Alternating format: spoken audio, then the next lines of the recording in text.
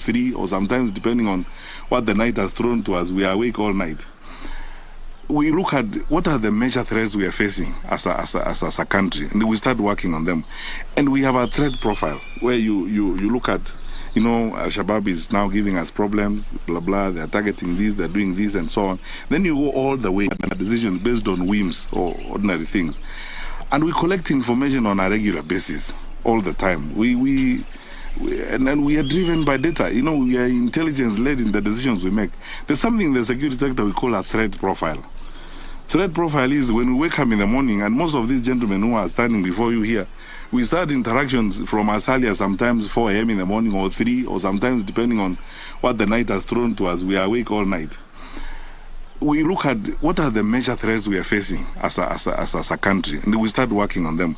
And we have a threat profile where you look at, Al-Shabaab is now giving us problems, blah, blah, they're targeting this, they're doing this, and so on. Then you go all the way from number 1 to whatever number, as it were.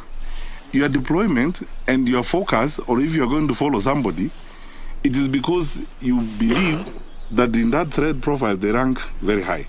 I've said this before when I was called to Parliament one time.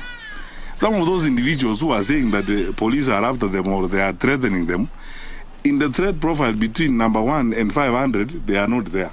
Which means there are people, even a cockroach cannot spend time thinking about, because you see, they are of no threat to anybody. They're doing their job as politicians. They are talking. You know what wanaongea. And talking is not a threat, because you see, that is what they are paid to do. Because if you are a politician, your practice is in kuongea. Which means as you talk around, even a lizard passing around is not worried about you. So why should Imbowa deploy police officers after you? You are not a threat to anybody. In fact, if anything, you're only a threat to yourself.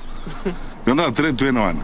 So I don't understand who those people are who are claiming that their lives are in danger. But anyway, the truth of the matter, and many of them,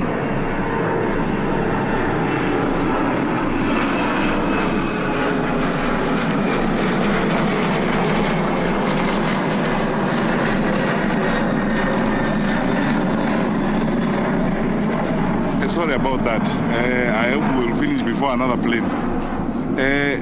So those who are making those claims, some of these sympathy-seeking or sympathy-craving, publicity stunts about my life is in danger and so on, police are after me, and these gentlemen have better things to do. And as I told you, if they have to go to look at somebody, they look at the threat profile.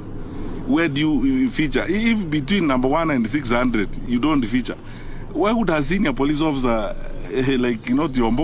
spend time on you, honestly, and deploy police to look after you? You are not a threat to anybody. You are not a threat to anybody. If anything, you are a threat to yourself. So why would we now say we put police officers behind you and so on? So people keep making all these silly claims around. But anyway, anytime anybody has come up and said, I have a problem, and genuinely there's a problem, the Inspector General has always deployed. In fact, even this morning I was meeting some observers who are asking me, there are political leaders who are saying they need more security. Anyone who has walked up to the Inspector General Police or any of his structures and requested for additional security will get it. And let me repeat it here again today.